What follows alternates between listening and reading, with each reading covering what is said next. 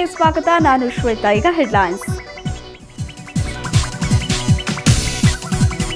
ಅಕ್ರಮ ಯಾವುದು, ಸಕ್ರಮ ಯಾವುದು? ಮನೆ ಮನೆಗೆ ಹೋಗಿ ನೀರಿನ ಕನೆಕ್ಷನ್ ಪರೀಕ್ಷೆ. ಜಲಮಂಡಳಿಗೆ ಬಿಬಿಎಂಪಿ ಸಾಥ್. ಅಕ್ರಮ ನೀರಿನ ಸಂಪರ್ಕಕ್ಕೆ ಬೀಳುತ್ತಾ break. Play home pre school ಹಾವಳಿಯಲ್ಲಿ ಮರೆಯಾಗ್ತಿದೆ ಅಂಗನವಾಡಿ. ಕುಸಿಯೋ ಕಟ್ಟಡ ರಿಪೇರಿಗೆ ಮುಂದಾಗಿದೆ ಪಂಚಾಯಿತಿ. ಜನಪ್ರತಿನಿಧಿಗಳಿಗೆ ಹಣ ಹೊಡೆಯೋ ಅರ್ಜೆನ್ಸಿ. ಹಂದಿ ನಡೆದದ್ದೇ ದಾರಿ, ಹಂದಿ ಆಡಿದ್ದೇ ಆಟ. ಮತ್ತಿಕೆರೆ ಜನರಿಗೆ ತಲೆನೋವಾಗಿದೆ ಹಂದಿ ಕಾಟ. ಎಚ್ಚರ ಎಚ್ಚರ, ಮದರ್ ಹಂದಿ ಇದೆ ಎಚ್ಚರ.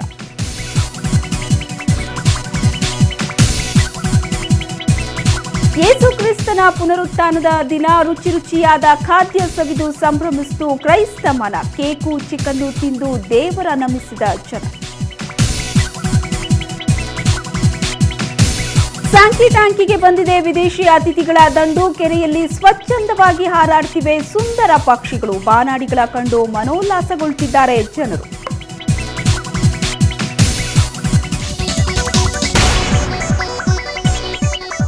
ಬೇಸಿಗೆ ಝಳ ಹೆಚ್ಚಾಗಿದೆ. ಕುಡಿಯೋಕ್ಕೂ ನೀರು ಸಿಗೋದು ಕಷ್ಟವಾಗಿದೆ. ನೀರಿನ ದುರುಪಯೋಗ, ಅಕ್ರಮ ನೀರಿನ ಬಳಕೆಗೆ ಬ್ರೇಕ್ ಹಾಕೋದಕ್ಕೆ ಜಲಮಂಡಳಿ ಮುಂದಾಗಿದೆ. ಮನೆ ಮನೆಗೆ ತೆರಳಿ ಅಕ್ರಮ ಸಕ್ರಮ ಕನೆಕ್ಷನ್ಗಳನ್ನು ಪರೀಕ್ಷಿಸಲಿದೆ. ಈ ಕಾರ್ಯಕ್ಕೆ ಬಿಬಿಎಂಪಿ ಸಾಥ್ ನೀಡಿದೆ.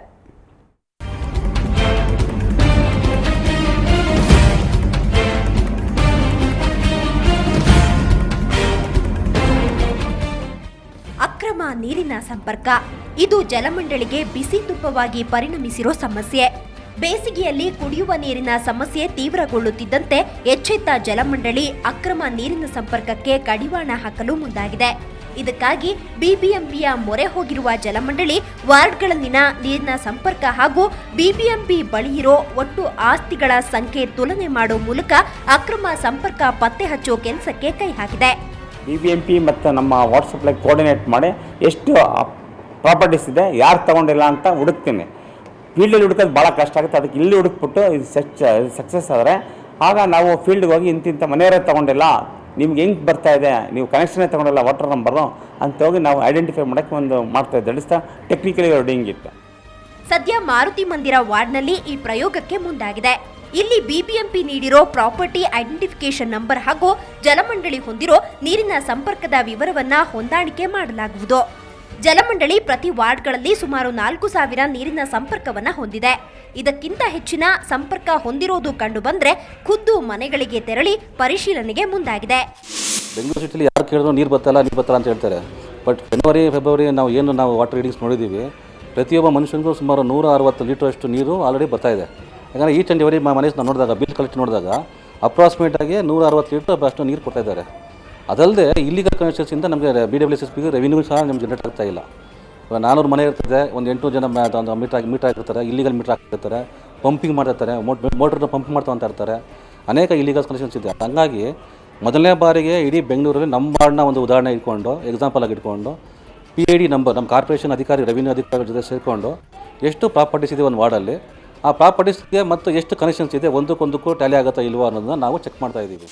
ಒಂದು ವೇಳೆ ಜಲಮಂಡಳಿಯ ಈ ಉಪಾಯ ವರ್ಕೌಟ್ ಆದ್ರೆ ಮುಂದಿನ ದಿನಗಳಲ್ಲಿ ಬೇರೆ ವಾರ್ಡ್ಗಳಿಗೆ ವಿಸ್ತರಿಸಲು ನಿರ್ಧರಿಸಿದೆ. ಒಟ್ಟಾರೆ ಜಲಮಂಡಳಿ ಹಾಗೂ ಕಾರ್ಪೊರೇಟರ್ಗಳ ಜಂಟಿ ಕಾರ್ಯಾಚರಣೆಯಿಂದಾದ್ರೂ ಈ ಅನಧಿಕೃತ ಸಂಪರ್ಕಕ್ಕೆ ಕಡಿವಾಣ ಬೀಳುತ್ತೋ ಅನ್ನೋದನ್ನ ಕಾದು ನೋಡಬೇಕು.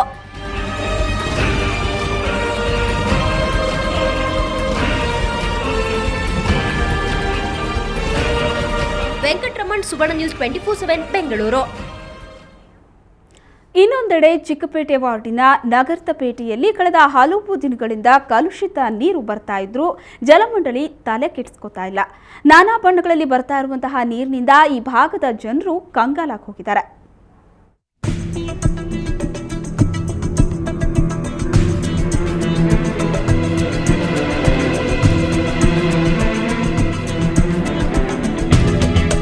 ನೀವು ನೋಡ್ತಿರೋ ಈ ನೀರು ಸತ್ಯವಾಗ್ಲೂ ಜಲಮಂಡಳಿ ಪೂರೈಸೋ ಕಾವೇರಿ ನೀರು.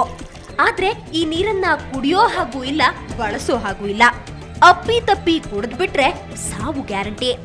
ಚಿಕ್ಕಪೇಟೆಯ ನಗರ್ತಪೇಟೆ ಸುತ್ತಮುತ್ತಲ ಪ್ರದೇಶಗಳಲ್ಲಿ ಕಳೆದ 4-5 ದಿನಗಳಲ್ಲಿ ಬರ್ತಿರೋ ಈ ನೀರನ್ನ ಕಂಡು ಜನರು ಹೌಹಾರಿದ್ದಾರೆ. ಒಂದಿನ ಬಿಟ್ಟು ಒಂದಿನ ನೀರು ಬರೋದು, ಅದು ಬರೋದು 10 o'clock 12 o'clock ವರೆಗೂ ಅಷ್ಟೇ. 10 o'clock 12 o'clock ಬಂದ್ರೂ ಈ ಥರ ನೀರು ಬಂದರೆ ನಾವು ಯಾವ ಥರ ಮಾಡೋದು ಹೇಳಿ? ನಿನ್ನೆ ಹೋಗಿ ಕಂಪ್ಲೇಂಟ್ ಮಾಡ್ಬಿಟ್ಟು ಬಂದೆ, ಅವ್ರು ಯಾರಿಗೋ ಫೋನ್ ಮಾಡಿಬಿಟ್ಟು ರಿಪೇರ್ ಮಾಡಿ ಅಂತ ಹೇಳಿದ್ರು. ಅವ್ರು ಮಾಡಿದ್ರೋ ಇಲ್ವಾ ಗೊತ್ತಿಲ್ಲ, ಅದು ಸರಿಯಾಗಿ ನಮಗೆ ಡೀಟೇಲ್ಸ್. ಚಿಕ್ಕ ಚಿಕ್ಕ ವಸತಿ ಸಮುಚ್ಚಯ, ಅಂಗಡಿ, ಕಿರಿದಾದ ರಸ್ತೆ, ಅಲ್ಲಿಯೇ ಸರ್ಕಾರಿ ವಸತಿ ಶಾಲೆ ಇರೋ ಈ ಪ್ರದೇಶದಲ್ಲಿ ಖಾಸಗಿ ನೀರಿನ ಟ್ಯಾಂಕರ್ಗಳು ಬಲು ದುಬಾರಿ. ಹೀಗಾಗಿ ಕುಡಿಯುವ ನೀರಿಗೆ ಅವಲಂಬಿಸಿರೋದು ಜಲಮಂಡಳಿಯನ್ನೇ. ಬೆಳಗಿನ ಕಾವೇರಿ ನೀರು ಫುಲ್ಲು ಗಲೀಜು ನೀರು, ಗಾರ್ಬೇಜ್ ನೀರು ಬರ್ತಾಯಿತ್ತು. ಬೆಳಗ್ಗೆ ಬಂದು ವಿಚಾರಿಸಿದಾಗ ನೋಡಿದಾಗ ಎಲ್ಲನೂ ಫುಲ್ ಕಲರೆಲ್ಲ ಚೇಂಜ್ ಆಗಿತ್ತು, ಗ್ರೀನ್ ಕಲರ್ ಆಗಿತ್ತು. ಮಕ್ಕಳನ್ನ ಎಲ್ಲ ನಮ್ಮ ಮೇಲ್ಗಡೆ ಹಾಸ್ಟೆಲ್ ಇದ್ದಾರೆ, ಅದೇ ನೀರನ್ನು ನಮ್ಮ ಮಕ್ಕಳು ಬಳಸಿದ್ರೆ ತುಂಬ ತೊಂದರೆ ಆಗ್ತಾಯಿತ್ತು. ಅದಕ್ಕೆಲ್ಲ ಅಕ್ಕಪಕ್ಕದವ್ರಿಗೆಲ್ಲ ವಿಚಾರಿಸಿದಾಗ ಎಲ್ಲರ ಮನೆಯಲ್ಲೂ ಅದೇ ಥರ ಬರ್ತಾಯಿತ್ತು. ಆ ಕಾರಣಕ್ಕೆ ನಾವು ಎಲ್ಲ ಜಲಮಂಡಳಿಯವ್ರಿಗೆ ಕಂಪ್ಲೇಂಟನ್ನು ಮಾಡಿದ್ದೀವಿ. ಮಾಡಿದ್ರೆ ಇದುವರೆಗೂ ಕೂಡ ಏನು ಬಂದು ಏನು ಆ್ಯಕ್ಷನ್ ತೊಗೊಂಡಿಲ್ಲ, ಅವ್ರು ಏನು ಮಾಡಿಲ್ಲ. ಕಲುಷಿತ ನೀರು ಪೂರೈಕೆ ಬಗ್ಗೆ ನಗರದ ಪೇಟೆ ನಿವಾಸಿಗಳು ದೂರು ಕೊಟ್ಟರು ಜಲಮಂಡಳಿ ಕ್ಯಾರೆ ಅಂತಿಲ್ಲ. ಕಲುಷಿತ ನೀರಿನ ಬಗ್ಗೆ ಜಲಮಂಡಳಿ ಎಚ್ಚೆತ್ತುಕೊಳ್ಳದಿದ್ರೆ ಸಿಲಿಕಾನ್ ಸಿಟಿಯ ಜನರು ಅಪಾಯಕ್ಕೆ ಸಿಲುಕೋದು ಗ್ಯಾರಂಟಿ.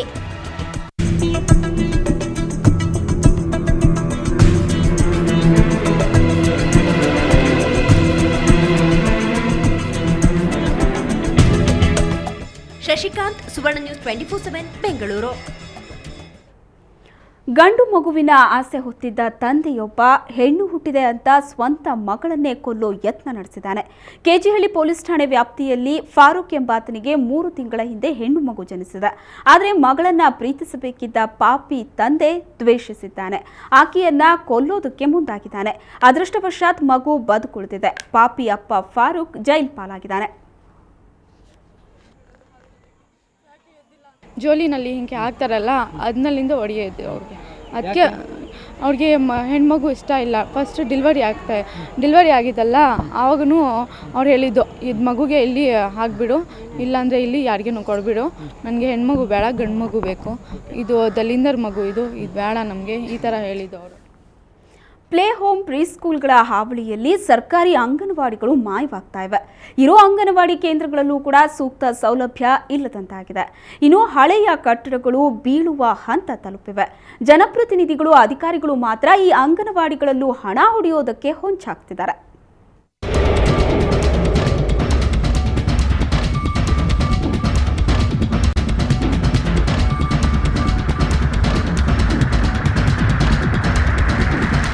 ಪ್ಲೇ ಹೋಮ್ಗಳು, ಪ್ರೀಸ್ಕೂಲ್ಗಳ ಆರ್ಭಟದಲ್ಲಿ ಅಂಗನವಾಡಿ ಕೇಂದ್ರಗಳು ಮಾಯವಾಗ್ತಿವೆ. ಇರೋ ಕೆಲ ಅಂಗನವಾಡಿಗಳು ಪಾಳು ಬಿದ್ದಂತಿವೆ. ಇದಕ್ಕೆ ನಿದರ್ಶನ ತೂಬಿನಕೆರೆಯ ಅಂಗನವಾಡಿ ಕೇಂದ್ರ. ಈ ಅಂಗನವಾಡಿಯ ಗೋಡೆಗಳು ಮುಟ್ಟಿದರೆ ಮುನಿಯಂತಿವೆ. ಗೋಡೆಯ ಬಣ್ಣ ಸಿಮೆಂಟ್ ಉದುರುತ್ತಿದೆ, ಅಲ್ಲಲ್ಲಿ ಬಿರುಕು ಬಿದ್ದಿದೆ. ಇಡೀ ಕಟ್ಟಡವೇ ಯಾವಾಗ ಕುಸಿದು ಬೀಳುತ್ತೋ ಅನ್ನೋದಾಗಿದೆ. ಮಳೆ ಬಂದಾಗ ನೆನ್ಕೊಂಡು ಹೋಗ್ತೀವಿ. ಗೋಡೆ ಏನೂ ಇಲ್ಲ, ಗೋಡೆ ಮೇಲೆಲ್ಲ ಸ್ಕೂಲ್ ಬಿಟ್ಟಾಗ ನಾವೆಲ್ಲ ನೆನ್ಕೊಂಡು ಹೋಗ್ತೀವಿ. ದಿನ ಪಾಠ ಮಾಡ್ತಾರೆ. ತಲೆ ಮೇಲೆ ಮಣ್ಣೆಲ್ಲ ಬೀಳಲ್ವಾ? ಬೀಳ್ತಾ ಇರ್ತದೆ. ನೀವು ಕೇಳಿದ್ದೀವಿ. ಅವಾಗ ಸೈಡ್ ಕೂತ್ಕೊಂಡ್ರೆ ಮಣ್ಣು ಬೀಳ್ಬೇಕಾದ್ರೆ ಅಂತಾರೆ. ಈ ಕಟ್ಟಡ ನಿರ್ಮಾಣವಾಗಿ 50 ವರ್ಷ ಕಳೆದಿವೆ. ಇವತ್ತೋ ನಾಳೆಯೋ ಬೀಳುವ ಸ್ಥಿತಿಯಲ್ಲಿರೋ ಈ ಕಟ್ಟಡಕ್ಕೆ ಕಾಂಕ್ರೀಟ್ ಮೋಲ್ಡ್ ಹಾಕಲು ಸ್ಥಳೀಯ ತಾಲೂಕು ಪಂಚಾಯಿತಿ 2 ಲಕ್ಷ ರೂಪಾಯಿ ಬಿಡುಗಡೆ ಮಾಡಿದೆ. ಈ ಹಣ ಲಪಟಾಯಿಸುವ ಅವಸರದಲ್ಲಿ ತಾಲೂಕು ಪಂಚಾಯಿತಿ ಸದಸ್ಯರು, ಅಧಿಕಾರಿಗಳು ಇದ್ದಾರೆ ಅನ್ನೋದು ಸಾರ್ವಜನಿಕರ ಆರೋಪ. ಪಿಲ್ಲರ್ ಇಲ್ಲ, ಏನಿಲ್ಲ, ಕಾಂಕ್ರೀಟ್ ಆಗ್ತಾ ಇದ್ರೆ ಆ ಗೋಡೆ ಇವಾಗ ಇವತ್ತು ನಾಳೆಕೋ ಬಿದ್ದೋಂಗಿದೆ. ಅದನ್ನು ನಾವು ತಡೆಯೋಕೆ ಓದಿರೋವಾಗಾದರೆ ದೌರ್ಜನ್ಯದಾಗೂ ಕಾಂಕ್ರೀಟ್ ಆಗ್ತಾ ಇದ್ದಾರೆ. ಕೆಳಗಡೆ ಸರಿ ಇಲ್ಲ ಅಂತ ಕೇಳ್ತಾ ಇದ್ದೀವಿ. ಇಂಜಿನಿಯರ್ ಅವರು ಚೆನ್ನಾಗಿದೆ, ಇದು 1 ಇಂಚು ಗೋಡೆ ಚೆನ್ನಾಗೈತೆ ಅಂತ ಹೇಳ್ತಾ ಇದ್ದಾರೆ. ಭಯ ಆಗುತ್ತೆ. ಅದು ಈ ಕಡೆ ಹೊಸ್ದಾಗಿ 5 ವರ್ಷ ಆಗಿದೆ ಕಟ್ಟಿ. ಈ ಬಿಲ್ಡಿಂಗು ಸೋರ್ತಾ ಇದೆ. ಎಲ್ಲ ಫುಲ್ ಪ್ಲಾಸ್ಟಿಂಗ್ ಎಲ್ಲ ಇದು ಬಿದ್ದೋಗಿದೆ, ಎಲ್ಲ ಇದಾಗಿದೆ. ಕರೆಕ್ಟಾಗಿ ಕೆಲಸನೂ ನಡೀತಿಲ್ಲ. ಕರೆಕ್ಟಾಗಿ ಸಿಮೆಂಟು ಮಿಕ್ಸ್ ಆಗಿ ಕೆಲಸ ಮಾಡ್ತಾ ಇಲ್ಲ ಇವರು. ಈ ಕಟ್ಟಡವನ್ನ ರಿಪೇರಿ ಮಾಡಿದ್ರೆ ಅಜ್ಜಿಗೆ ರೇಷ್ಮೆ ಸೆರೆ ಉಳಿಸಿದಂತಾಗುತ್ತೆ. ಹಾಗಾಗಿ ಇಡೀ ಕಟ್ಟಡವನ್ನೇ ನೆಲಸಮಗೊಳಿಸಿ ಹೊಸ ಕಟ್ಟಡ ನಿರ್ಮಾಣಕ್ಕೆ ಪಂಚಾಯಿತಿ ಮುಂದಾಗಬೇಕಿದೆ. ನಂದಿನಿ ಜೆ, ಸುವರ್ಣ ನ್ಯೂಸ್ 24/7 ಬೆಂಗಳೂರು. ಕಾಡು ಪ್ರಾಣಿಗಳನ್ನ ಕಂಡ್ರೆ ಜನರು ಹೆದರಿ ಓಡಿ ಹೋಗೋದು ಸಾಮಾನ್ಯ. ಆದರೆ ಬೆಂಗಳೂರಿನ ಮತ್ತಿಕೆರೆಯ ಜನರು ಮಾತ್ರ ಹಂದಿಯನ್ನ ಕಂಡ್ರೆ ಸಾಕು ದಿಕ್ಕಾಪಾಲಾಗಿ ಓಡ್ತಾರೆ. ಯಾಕೆ? ನೀವೇ ನೋಡಿ.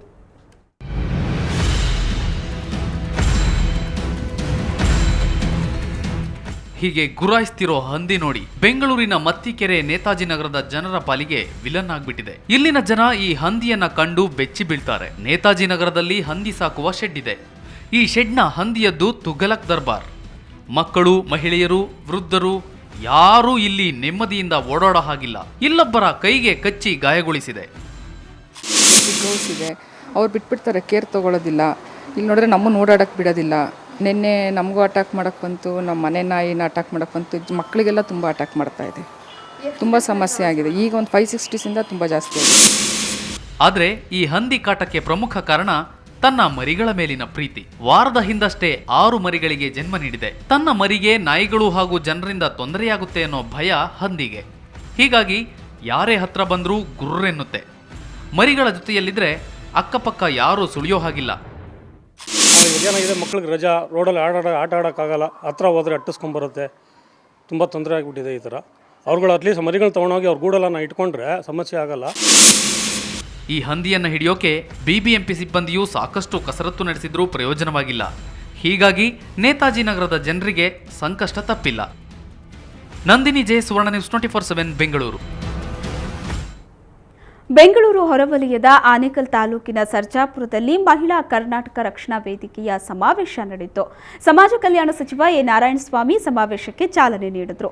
ಈ ಸಂದರ್ಭದಲ್ಲಿ ಗಾರ್ಮೆಂಟ್ಸ್ಗಳಲ್ಲಿ ಕೆಲಸ ಮಾಡ್ತಾ ಇರೋ ಮಹಿಳೆಯರಿಗೆ ಸರ್ಕಾರ ಕಡಿಮೆ ದರದಲ್ಲಿ ನಿವೇಶನಗಳನ್ನು ನೀಡಬೇಕು ಅಂತ ಮಹಿಳಾ ಕರವೇ ರಾಜ್ಯಾಧ್ಯಕ್ಷೆ ಭಾರ್ಗವಿ ಒತ್ತಾಯಿಸಿದರು. ಇದಕ್ಕೆ ಪ್ರತಿಕ್ರಿಯಿಸಿದ ಸಚಿವ ನಾರಾಯಣಸ್ವಾಮಿ, ಗಾರ್ಮೆಂಟ್ಸ್ ಮಾಲೀಕರು ಕೆಲ ಷರತ್ತುಗಳನ್ನು ಪೂರೈಸಿದರೆ ನಿವೇಶನ ಕೊಡುವ ಕುರಿತು ಚಿಂತಿಸುವುದಾಗಿ ಹೇಳಿದರು.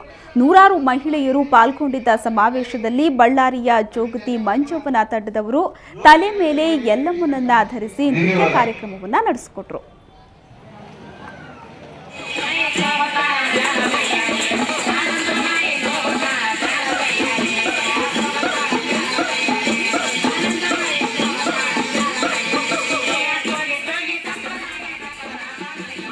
ಮಹಿಳಾ ಸಂಘಟನೆಯ ಮುಖಾಂತರ ಯಾರು ಗಾರ್ಮೆಂಟ್ಸಲ್ಲಿ ದುಡಿತಾ ಇದ್ದಾರೆ ಹೆಣ್ಮಕ್ಳಿಗೆ ನಿವೇಶನ ಕೊಡಬೇಕಂತ ಪ್ರತಿಪಾದನೆ ಮಾಡಿದ್ದಾರೆ.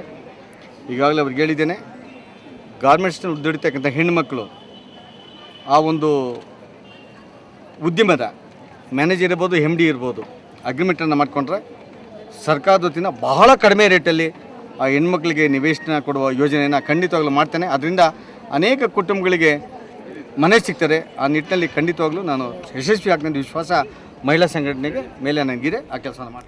ಕರ್ನಾಟಕದಲ್ಲಿನ ಚಿನ್ನದ ದರ ಇವತ್ತು ಎಷ್ಟಿತ್ತು ಅಂತ ಬನ್ನಿ ನೋಡೋಣ.